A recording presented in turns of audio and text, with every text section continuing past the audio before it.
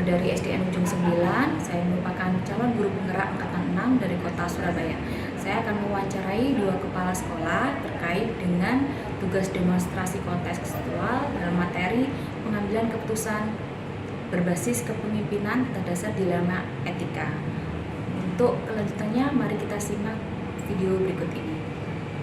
Assalamualaikum Pak, selamat pagi. Waalaikumsalam warahmatullahi wabarakatuh. Berarti ya. Saya di sini ingin belajar terkait pengambilan keputusan. Iya. Nanti di waktu sebentar Pak. Iya, siap. Saya mulai ya Pak. Iya. Di kehidupan sekolah tentunya Bapak pernah mengalami yang namanya kesalahan, tidak lepas kita ini lepas dari permasalahan. Iya, iya. Nah, selama ini bagaimana Bapak dapat mengidentifikasi kasus-kasus yang merupakan dilema etika atau rujukan? Iya, terima kasih Bu Apri. Ini pertanyaan pertama ya. Iya. Menurut saya semua persoalan yang muncul di sekolah atau di kehidupan itu bobotnya mesti tidak ada yang sama. Betul ya. Dan tidak ada yang bobot yang sama persis. Jadi kita pandai-pandainya untuk mengidentifikasi persoalan itu, termasuk persoalan yang bagaimana dan bobotnya seberapa berat kalau diperhadapkan dengan berhadapan dengan persoalan yang lain, itu tidak ada bobot yang sama. Jadi mesti ada bobot yang lebih berat yang harus diselesaikan lebih berat. Itu kalau ada dua persoalan. Itu tidak ada menurut saya dalam kehidupan di sekolah maupun di kehidupan kita sendiri itu tidak ada. Betul-betul etika itu permasalahannya itu berhadapan dengan bobot yang sama. Masalah prioritas ini Pak. Tentu sekali setelah kita mengidentifikasi itu bisa terlahir, oh ini yang lebih berat, oh ini yang bisa diatasi belakangan.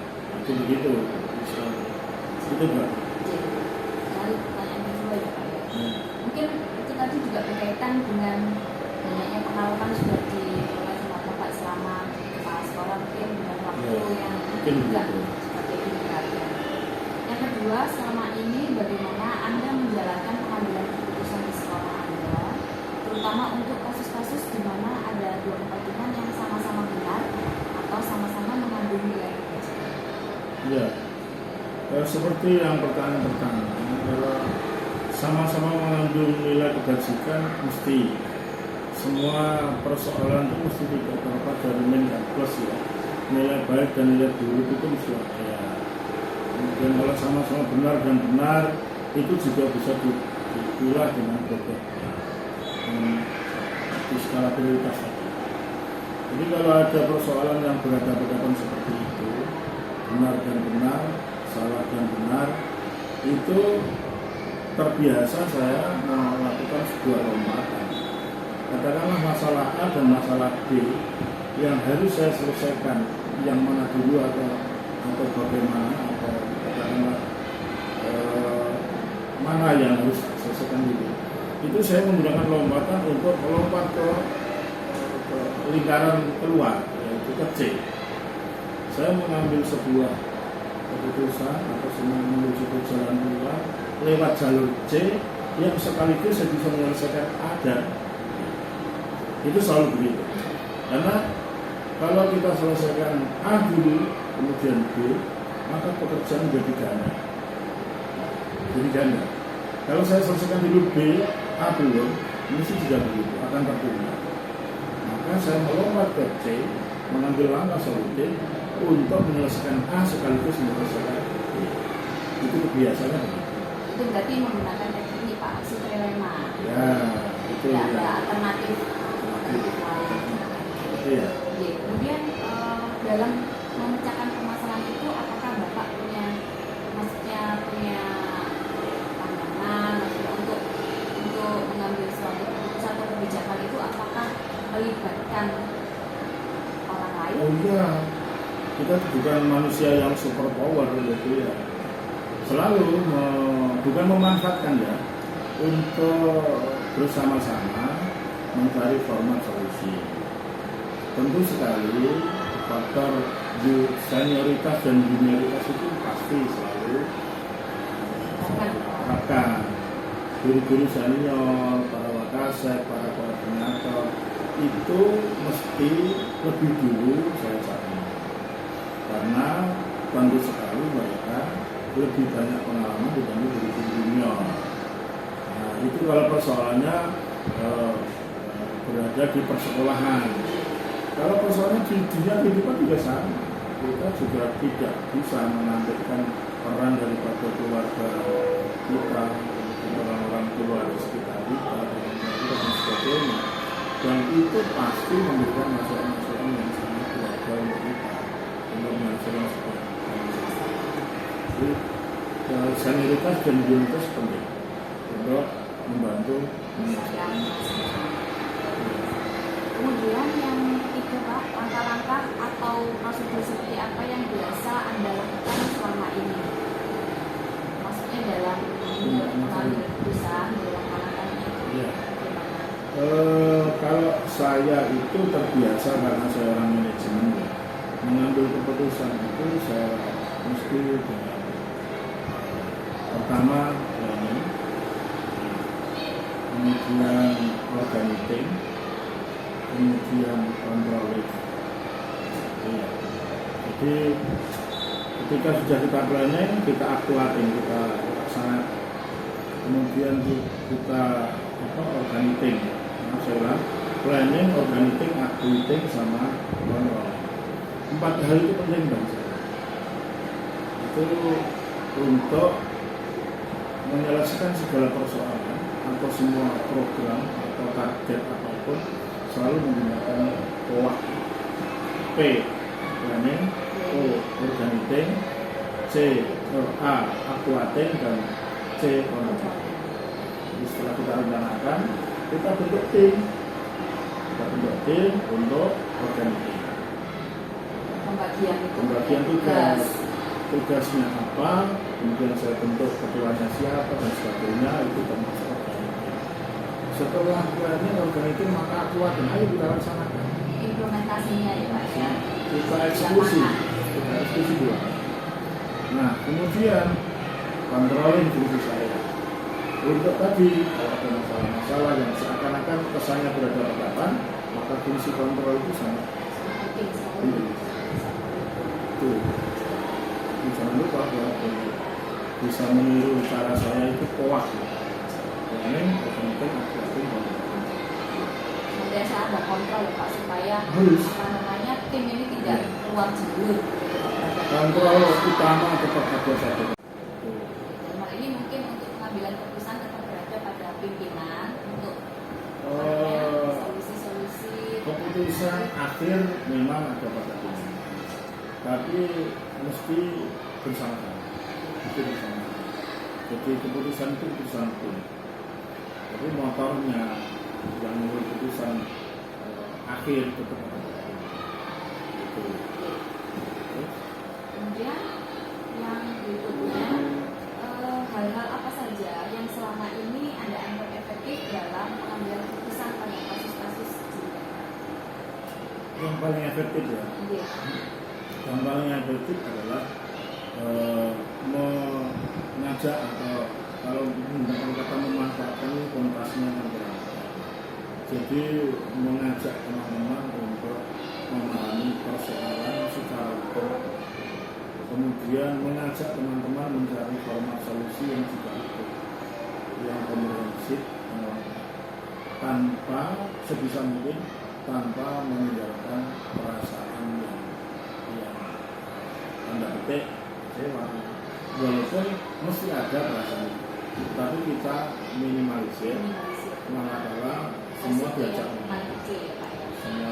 ngomong, kemudian karena saya sebagai pimpinan, saya berikan wawasan.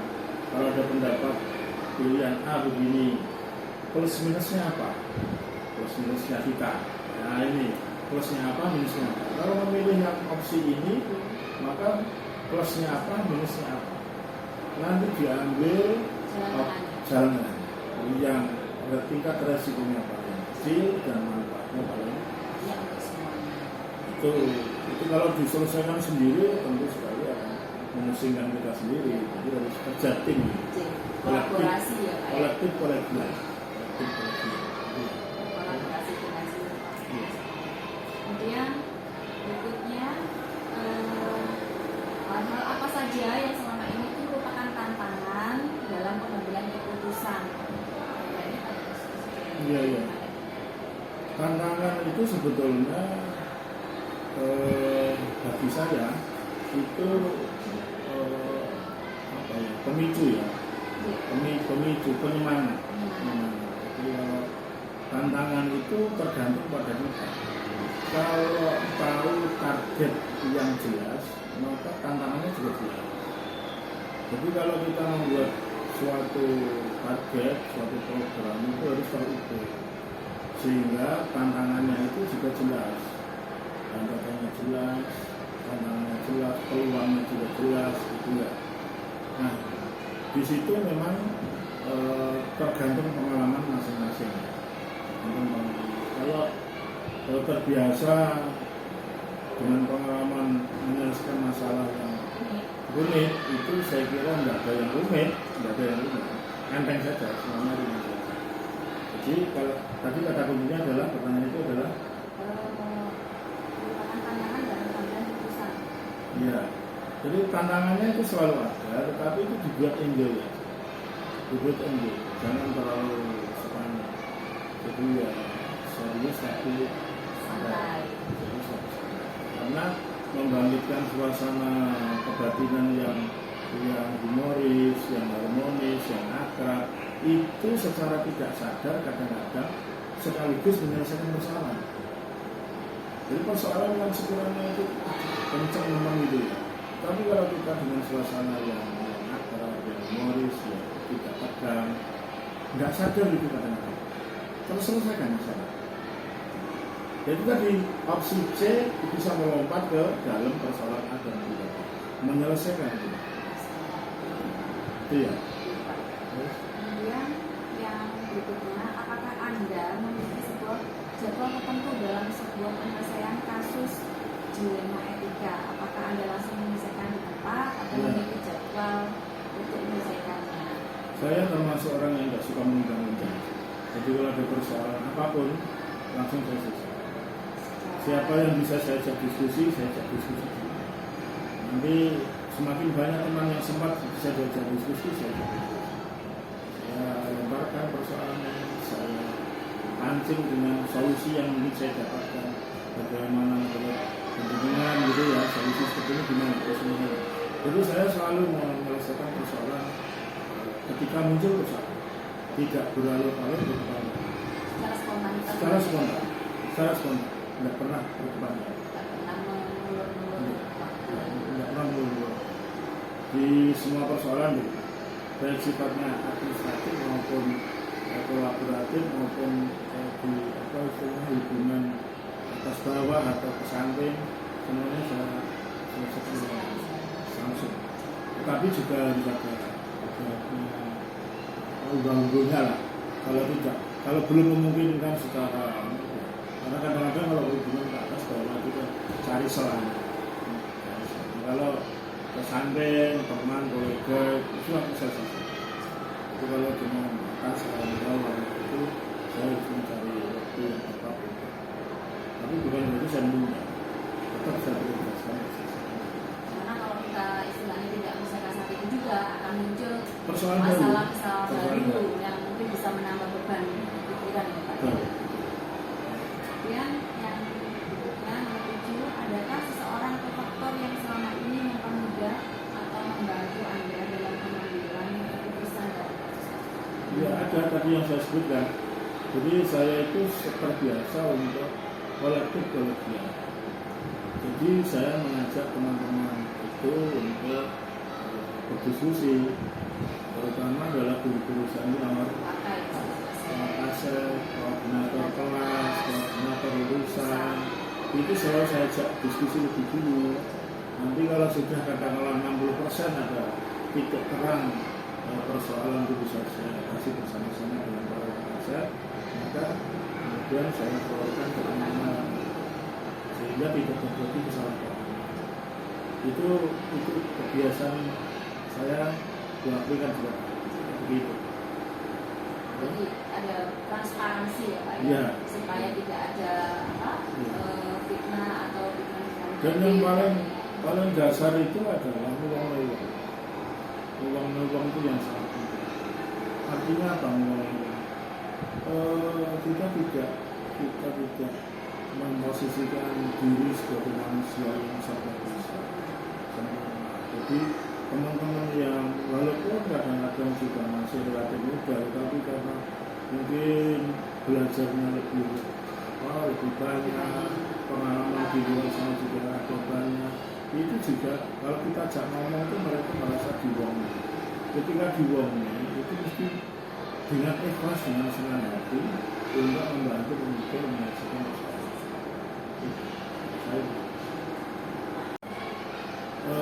Pengalaman-pengalaman yang bisa saya petik adalah tidak ada masalah yang serius. Semua masalah dianggap serius, dianggap sebuah seni juga sebuah seni.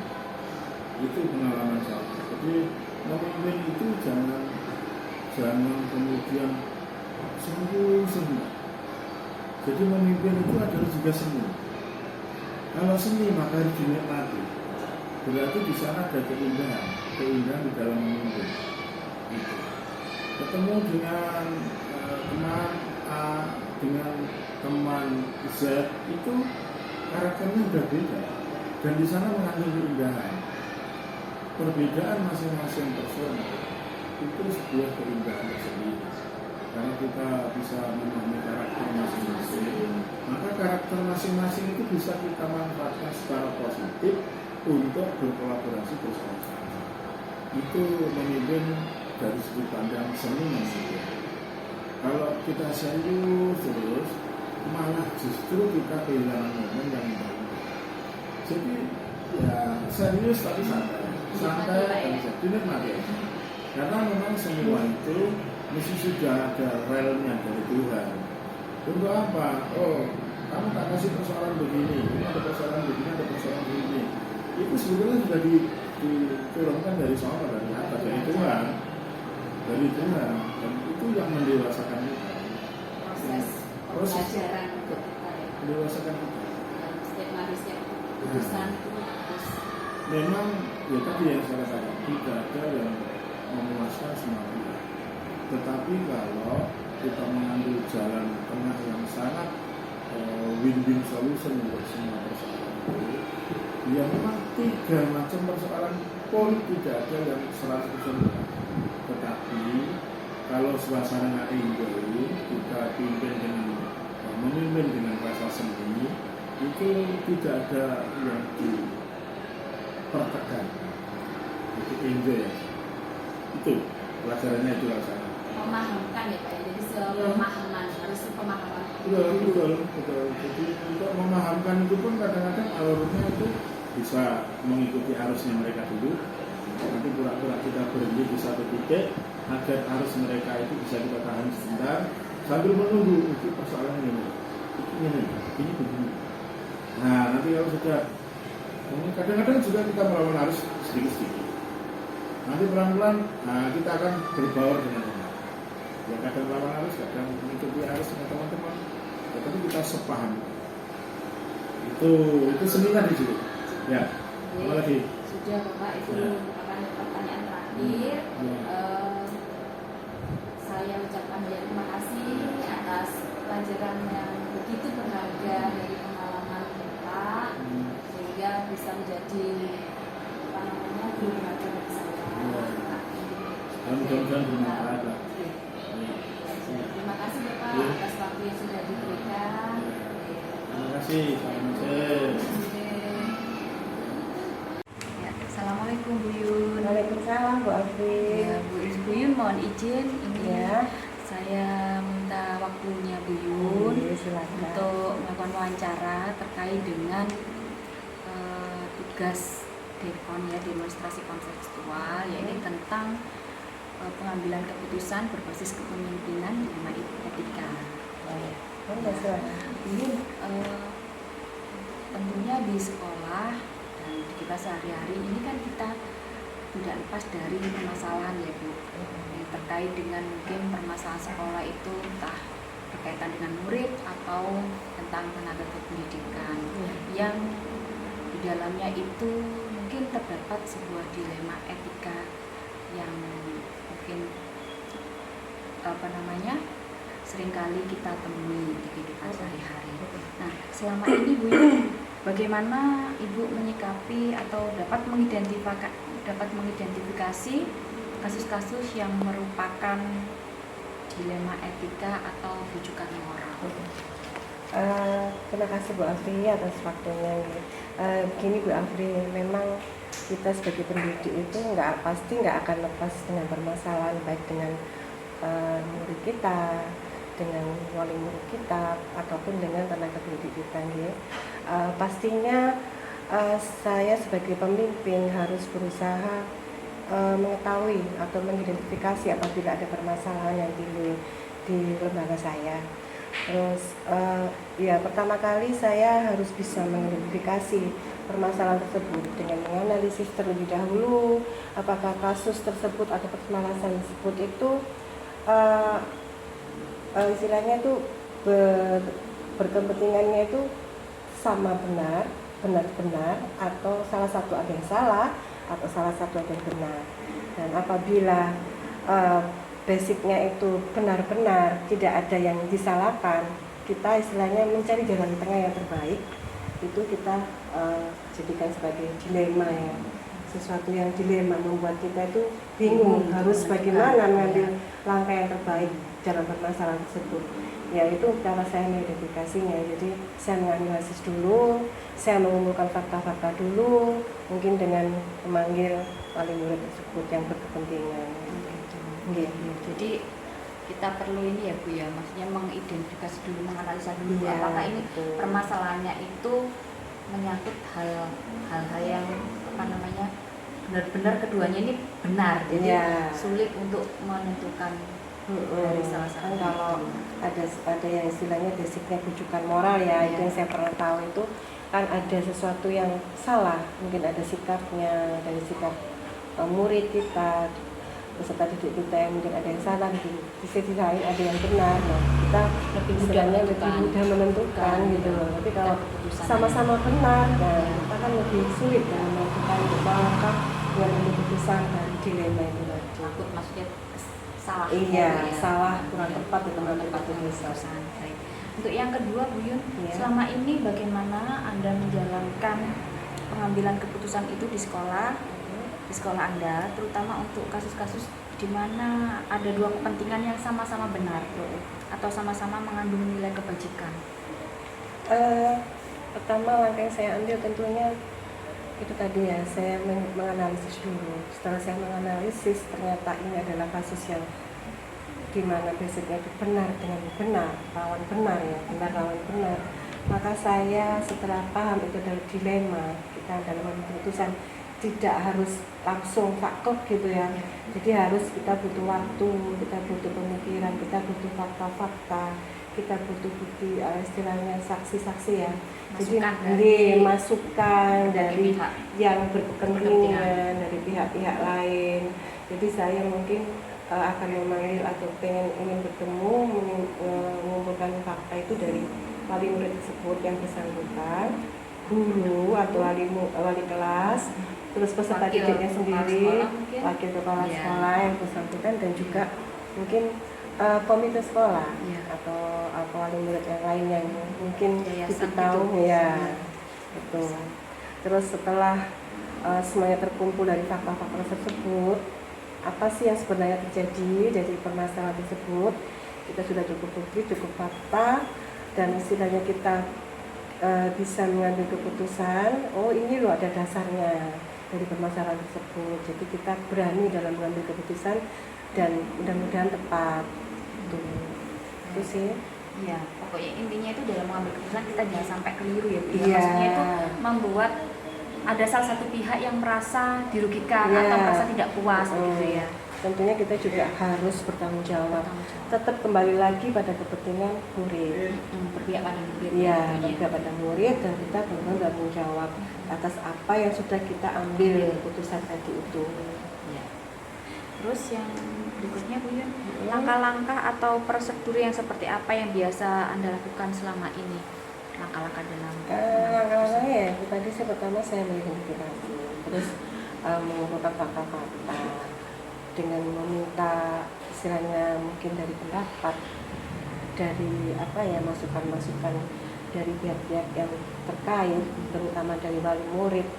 Nah, kenapa sih dan apa sih penyebabnya itu kita sudah selesai. Tentunya kita nggak bisa buru-buru.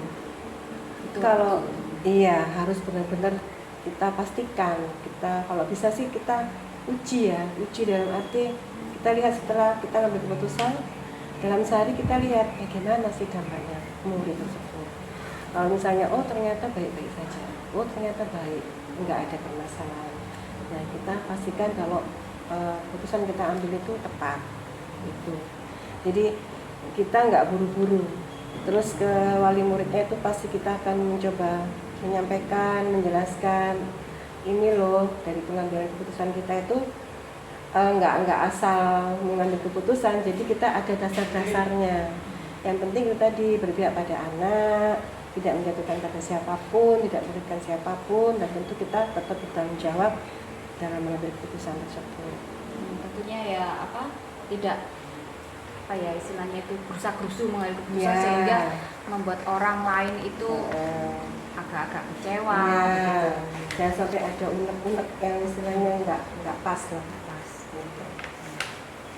Kemudian hal-hal apa saja yang selama ini Anda anggap efektif dalam pengambilan keputusan pada kasus-kasus dilema etika? Ya. Saya insya Allah ya dalam mengambil keputusan itu selalu berbasis itu tadi, bermanfaat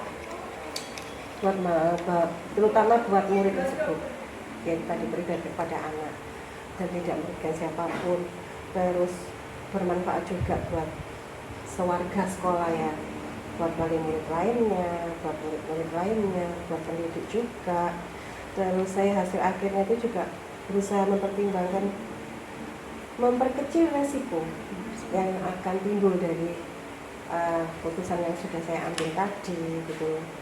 Tentunya mengutamakan itu tadi, kita berpihak pada murid yang bersangkutan gitu. Ya, saya setuju dengan apa yang sampaikan Ibu juga ya. Jadi istilahnya kita itu sebagai pendidik jadi harus lebih mengutamakan dengan murid begitu supaya anak itu bisa istilahnya keputusan yang kita ambil itu tidak sampai merugikan murid, jadi bisa bermanfaat untuk semuanya. Kemudian hal-hal apa saja yang merupakan tantangan dalam pengambilan keputusan pada kasus-kasus dilema etika? Tantangannya luar biasa sih. Mungkin ada beberapa yang nggak beberapa, banyak hal yang mungkin nggak kok gini ya, merasa kok ternyata kok mungkin ada pihak yang merasa iri juga, cemburu juga. Tapi kita berbalik lagi, kita menjelaskan dalam mengambil keputusan itu kita nggak asal. Jadi kita punya dasar-dasarnya, punya fakta-faktanya. Jadi ya itu tadi pelan-pelan sih, kalau misalnya ada tantangan, misalnya tidak ada ketidaksetujuan, ada sesuatu yang kontak dari mungkin wali murid yang lain yang aslinya begitu kok, waktu saya kok seperti itu, kok verifikasi kok seperti ini, banyak sekali yang seperti ini. Tapi kan kita berusaha tadi untuk meredam sesuatu hal yang tantangan-tantangan tadi itu, kita pelan-pelan kita sosialisasikan ke wali murid lainnya. Ini ada permasalahan seperti ini. Waktu rapat kan kita juga kadang menyampaikan ke komite kan, itu perwakilan dari, kalau di Aisyah itu IWAMA, jadi Ikatan Wali Murid Aisyah itu kan ada pengurusnya. Kita sampaikan dari perwakilan wali murid tersebut, jadi menjelaskan ini ada kasus dengan si A. Nah kemarin kita sudah ambil keputusan yang terbaik insya Allah untuk si A seperti ini. Terus loh Bu, kenapa kok seperti itu pengambil keputusannya, kok nggak seperti ini? Itu kita berusaha menjelaskan atas dasar-dasar apa kita mengambil keputusan tersebut, dan kita tadi itu berusaha sekecil mungkin mengambil resiko dan kebermanfaatan buat warga sekolah lainnya. Berarti intinya begini Bu, dengan apa kepentingan itu harus ada kesepakatan ya, Iya. kesepakatan dari pengambil keputusan, juga orang-orang dari sekelilingnya itu yang memberi masukan-masukan itu. Jadi intinya kesepakatan, kesepahaman, frekuensi gitu, sehingga untuk mengambil keputusan itu bisa benar-benar memperkuat hasil pengambilan keputusan. Dan saya misalnya jangan sampai sesuatu yang negatif dari kesalahpahaman itu tadi keluar ke sekolah dan akhirnya di pihak di luar sekolah, bukan warga sekolah itu sampai istilahnya menimbulkan isu-isu negatif gitu loh. Jadi jangan seperti itu. Jadi kita sebelum isu-isu negatif itu keluar, kita redam dulu, kita semua sampaikan sosialisasi ke semua warga sekolah agar ini loh, kita itu berusaha yang terbaik, kita nggak pilih-pilih. Itu tadi namakan dilema tadi, benar lawan benar gitu loh.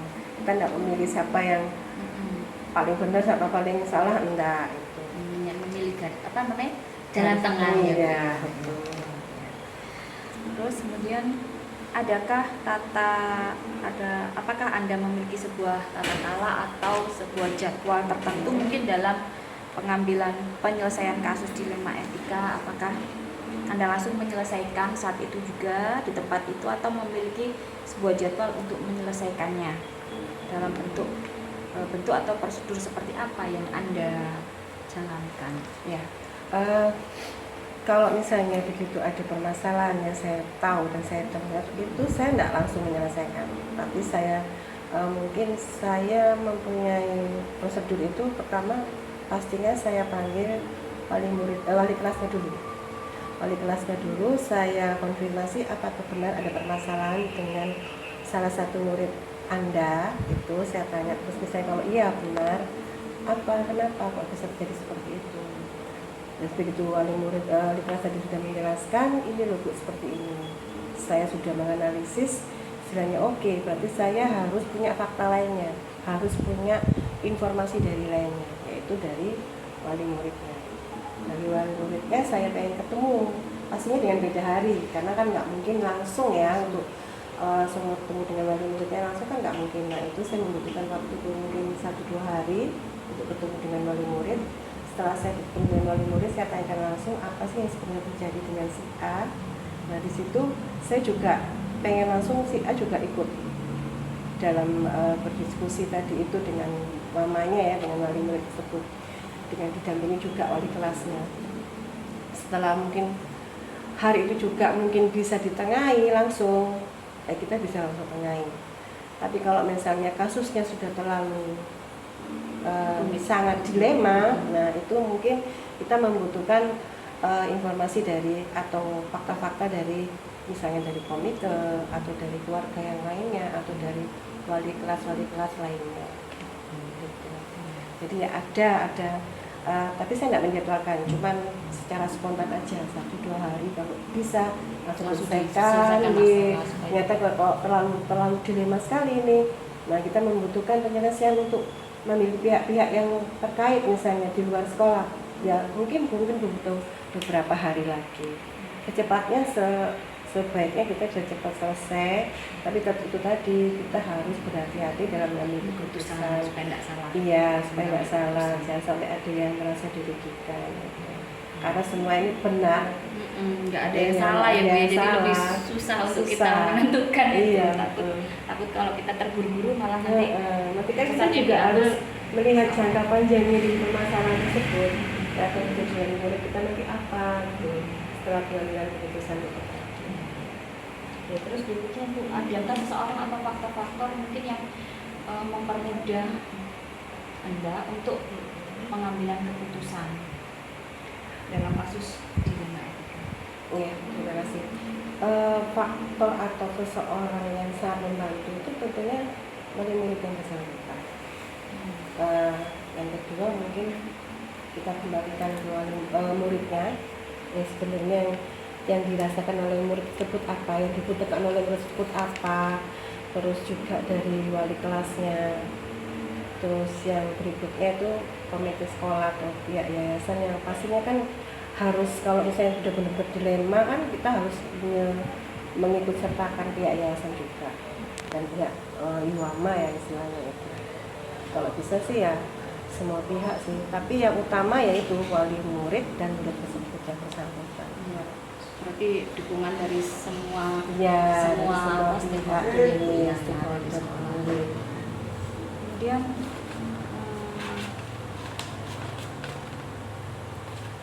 dari semua hal yang telah disampaikan, adakah pembelajaran yang dapat Anda petik dari pelajaran yang dapat Anda petik dari pengalaman Anda mengambil keputusan dilema etika? Ya. Dari pembelajaran yang saya dapat dari kasus yang permasalahan tentang dilema etika itu ya, banyak sekali ya, baik buat diri saya sendiri maupun buat sekolah ya, buat lembaga.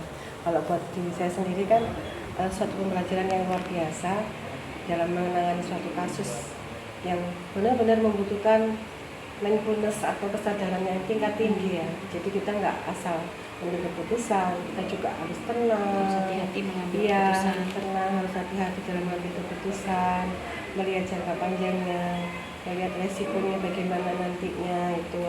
Terus pastinya kan kita dalam menyelesaikan masalah itu kalau bisa jangan menunda. Jadi sebisa mungkin yuk kita selesaikan sama-sama. Jadi kita rangkul siapa-siapa yang pihak-pihak terkait yang bisa kita rangkul untuk menyelesaikan permasalahan tersebut. Jadi kita nggak ada masalah apa sih, itu nggak penting, biar diselesaikan dulu sama orang tuanya sama keluarganya. Bagaimanapun juga murid kita adalah aset yang luar biasa buat keluarganya, buat diri kita, dan terutama buat masa depan semuanya, masa depan bangsa dan masa depan anak tersebut kan. Sebagai seorang pendidik itu kan tujuan kita, istilahnya itu kan istilahnya tujuan apa ya, hidup kita setelah keluarga kan itu ya, aset kita, anak-anak murid-murid kita kan, generasi penerus kita. Jadi kita harus tetap memperhatikan hal itu. Jadi kita nggak boleh tutup mata dengan permasalahan yang ada di salah satu atau di masing-masing murid kita. Jadi meskipun apapun itu, sekecil apapun kita harus keras selesaikan, terutama untuk kebutuhan dan kebaikan murid kita. Iya, ya, biar nggak timbul apa nanti kalau kita menunda permasalahan, takutnya ada permasalahan lagi, takutnya tambah jadi beban ya Bu ya. Iya, dan juga bisa menjadi sesuatu yang hal negatif buat teman baik lembaga kan. Kalau kita ada permasalahan kita tutup mata, biarin masih diselesaikan nanti aja. Intinya harus dihadapi ya Bu. Iya, harus diselesaikan dengan hati tenang, pikirannya benar-benar sadar, tanpa emosi. Tadi. Baik Bu Yun, terima kasih banyak atas pengalaman yang berharga di sini. Mungkin ini untuk saya ini sangat bermanfaat sekali sebagai bekal pengalaman ya yang saya peroleh dari Bu Yun. Kalau gitu saya ucapkan terima kasih banyak. Sama-sama, terima kasih Bu atas waktunya. Sama-sama. Ya. Terima kasih. Hmm.